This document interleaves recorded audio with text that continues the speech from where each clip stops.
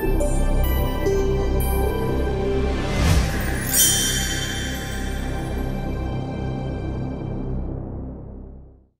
are we all doing? Are we all right? Good stuff, fantastic. All right, so coming up next for you, we're going to have a presentation of a brand new game. You're going to be getting the first look of that right here at Insomnia 57. So, without further ado, I'd like to welcome on the stage the guys from Mode 7. Give it up for Paul and Ian.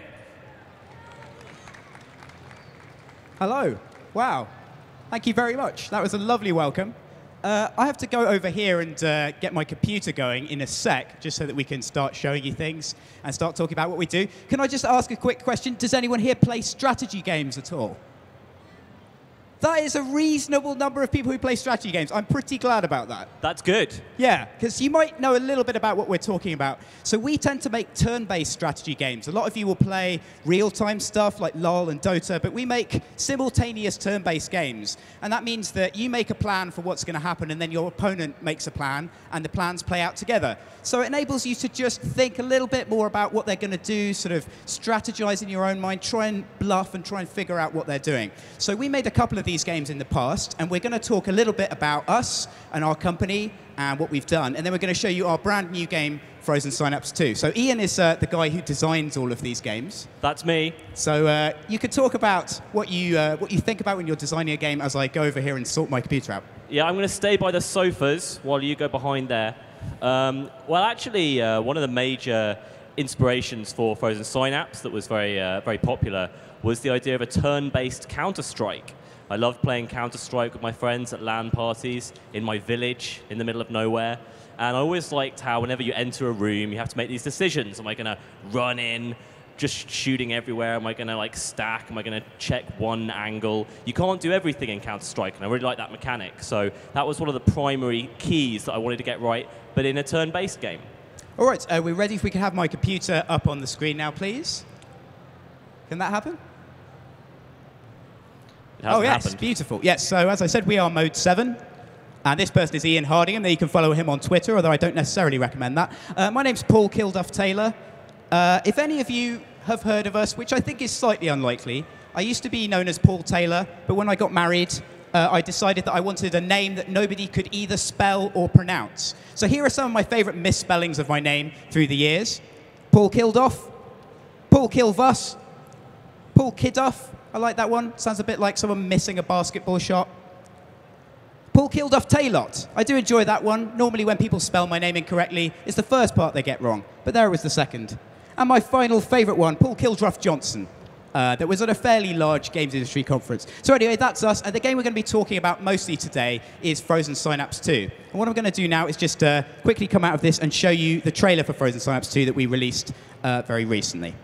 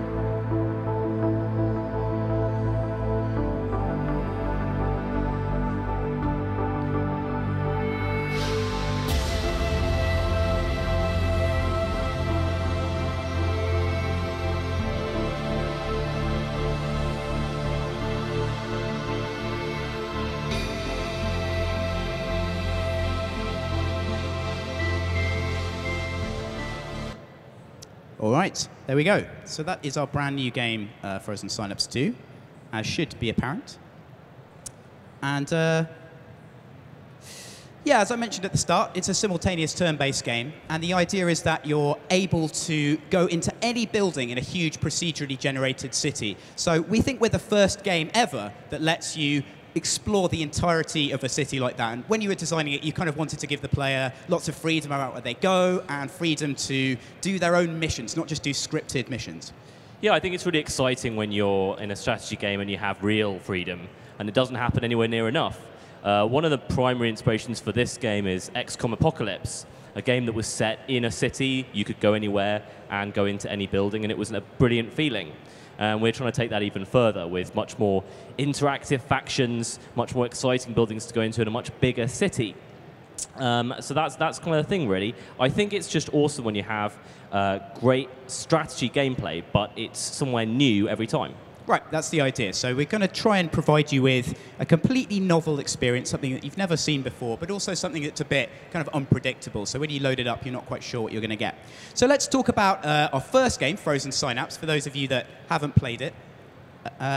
It was inspired by this game, which is an older game called Laser Squad Nemesis. And this was a game that you got into very much kind of playing with your friends when you were younger and kind of spending a lot of time in that game. Yeah, so this was my first meeting with a simultaneous turn-based game, which is where you and your partner, the person you're playing against, you both make a plan, but it doesn't actually get executed until you've both made your plan, you've put the plan in, and the plan's resolved together. So while it's still turn-based, it gets all of the advantages of that. You have time to really try and work out an amazing thing to do. It also has much more opportunity to fake your opponent out, to do things they're not expecting, and for unexpected things to happen in the action phase. So I really liked this about Laser Squad Nemesis, but it was also much too long a game to play.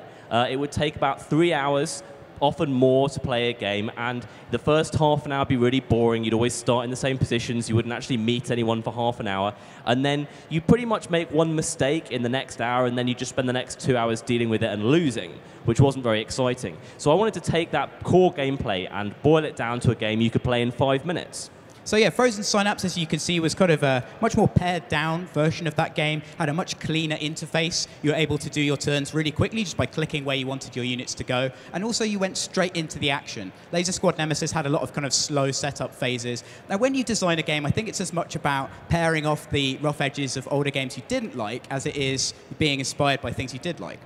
Absolutely. I actually probably get more inspiration from games that I really don't like, but that have some sort of small little kernel of thing that I see as a nice inspiration. So I think people often make games that are based on games they love, but that can sometimes go awry. You've already kind of so in love with the game design that you don't bring something interesting and new to the table. Whereas if you're trying to make something good out of a terrible load of ashes, then I think that makes a better experience. All right, so we made that game, then we made this game called Frozen CORTEX, and we're going to go fairly rapidly through the next section so you get into some actual Frozen Synapse 2 gameplay. So Frozen CORTEX was a kind of similar idea, but it was set in this futuristic sports kind of world. So you had a team, you had a randomly generated field, and you could customize your team. They had all different stats and things like that. And then basically you would do the same thing. You'd make a plan for where they were going to take the ball or how they were going to block the opponents and things like that. And this was very much about kind of trying to make that Frozen Synapse gameplay even more immediate, wasn't it?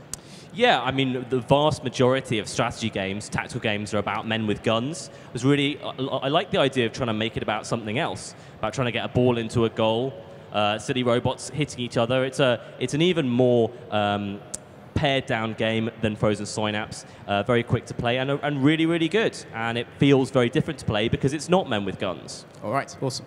That's on Steam, if you could check that. Now, just very quickly, we were inspired by really old games. This is a really old game that inspired me. You would go into a game shop, you'd see a box, and this box had two things that I thought were really exciting. Two games called Strike Commander and Wing Commander Privateer. And these were based in a universe that I already loved, but they were open world games. So they let you go anywhere and do anything. On the back of the box, it said, be what you want to be. And when you opened the box, you got this cool magazine that was all about the world of the game, and you could look through it and see what all the characters were doing. And that was the kind of thing that we just think that is absolutely awesome. And it's great to see games today kind of going back to that a bit and just trying to really get you into the world. There's a lot of cool things. You see people cosplaying characters and stuff around here. when you get really immersed into the world of the game, we think that's one of the most exciting things that games could do. So we kind of aspire to doing that in our games. That's what Strike Commander looked like, by the way. As you can see, it's a pretty old game, but it was still very immersive and very cool. And this is a game called Magic Carpet, which inspired Ian in a lot of his design. And again, this is very much about kind of freedom and open spaces and being able to do what you want. Magic Carpet's a great game because on every single-player level, it's not just you trying to collect all the mana to build a big castle that you need to build. There are actually 7 other computer opponents doing it at the same time. They're doing exactly the same thing as you in the core single-player. It's something that we're used to with skirmish modes on RTSs where you're playing against a computer that's taking on the role of the player. But in Magic Carpet, it was a completely key idea to the whole of the single-player, and it made it feel so much more dynamic. Made it feel so much more interactive. There were these other guys irritating you all of the time as you were playing, and it was awesome. All right. Finally, this is a modern game that we really like that's inspired a bit of Frozen Synapse 2. Some of you might have played it. It's called Crusader Kings 2, and it really takes an enormous scope. You basically have the whole of Europe that you can play around in, all these different nations, all these different dynasties of characters. So we wanted to take that kind of thing, but put it in a sort of modern, exciting, kind of more cyberpunk-type setting. So that's enough waffling about that. What we're going to do now is we're going to go into the game. So we're going to swap places. Yes, we are going to swap places. Ian is going to pilot the game because he is the designer after all. He should know what he's doing, whereas I just do various other things and try and make it up as I go along. You can't trust Paul with a mouse. Yes, enjoy the mouse. I get to come out here. This is really nice. This is actually a lot better than being back there. Oh, I like sitting down. You get sofas. I'm going to sit on the sofa. Hope nobody minds. I'm quite short, so people over there, I can kind of squat, and you can see me occasionally. Right, here we go. And here is Frozen Synapse 2. And we're running at a weird resolution, so our ugly text is taking up a bit more of the screen than we'd like. But I hope you guys can forgive us for that. So here is the city, one of the randomly generated cities that you can move around and do anything you like in. Now, we're just going to show off one of the features of the game right now, which is that you can go anywhere, look at any building and run a mission there, as we said. So just to quickly point out, this game is pre-alpha right now. We wouldn't normally be showing it to people. It may well go wrong at any time, and it probably won't look exactly like this when it's finished. But one of the things we're trying to do is just get out there a bit earlier and show our games to people and sort of share our ideas a bit more so that we can get more feedback early on and also make people aware of what we're doing. Absolutely. So there's a very good chance that this is going to crash, as Paul says, or look terrible, or be someone else's game, but hopefully it'll be ours. And we have to have a loading screen. There we go. That was pretty good. That actually worked out quite well. Thank you, Birmingham. So here we go. Here are your squad arriving to attack this corporate office building. You've got some guys here who are ready to defend the building. The control is very simple. You just select your guys, tell them where you want to aim, make waypoints. You can test what your plans are going to do, and they can get into a firefight with people like that. And like I said before, I'm sure a lot of you have played Counter-Strike, and one of the key ideas here is to try and emulate the feeling of someone actually playing Counter-Strike, but by controlling these guys. So as you go into rooms, whether you're ducking, whether you're properly prepared, or whether you're running around like a mad thing, has a really massive impact on how successful you're going to be. So we're going to gamble even further and see if we can commit a turn and watch the AI doing something. So this, as Ian mentioned, was a completely randomly generated level. So you come down from the map, and it's the inside of the building. In the eventual game, I don't think buildings will be quite this hard to get into. This is a very, very well-defended building. There we go. Now, we've got a smoke grenadier here, one of our new units.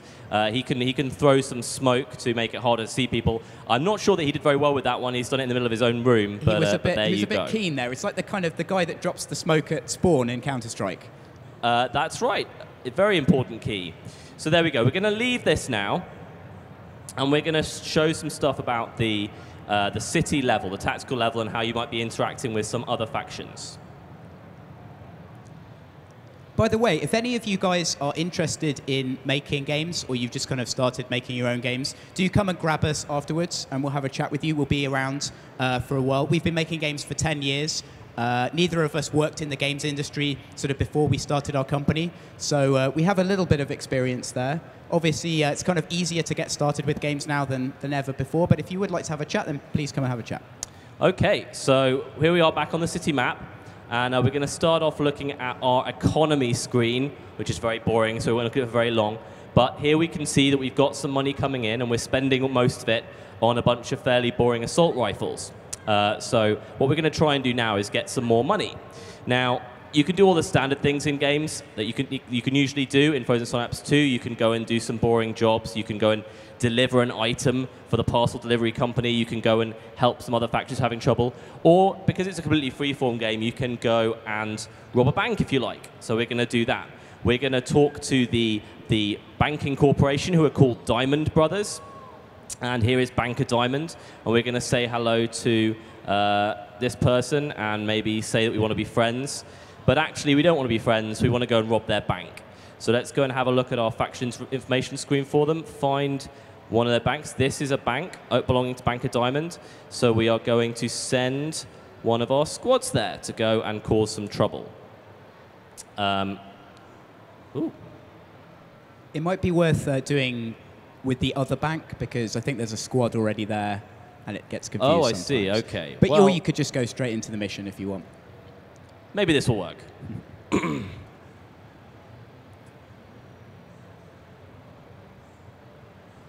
So we really want to have a big diversity of different types of level in this game, so every kind of building is different. And we're also going to mix up some handcrafted level content with the randomly generated stuff. Random generators are great for doing certain things, but sometimes they can't give you necessarily a really iconic thing. So this is one of our more sort of handcrafted levels, and there's some really interesting geometry here. And you have that kind of cool thing at the top that's like an atrium into the bank. And Ian's just going to try and sneak in here. Also, this is a level that's going to show off some of our new stealth gameplay that we're quite excited about. Right, so we're just going to have them run fairly blithely towards the action. Okay, we're using a lot of enemies in this game, so at the moment it takes a while for the computer to calculate their turn, but eventually this will be perfectly beautifully smooth when the programmers have done their thing. So, as I was saying, in every level there'll be different types of objective that you can do, different things. You can choose what you do when you're on the level. And as you can see in this turn, all of the enemy units are starting to patrol around. And this is a new thing from Frozen Synapse 1. They're sneaking around. I think there's a hostage there, actually, in Yeah, in this that. is a hostage who we might be trying to rescue at some point.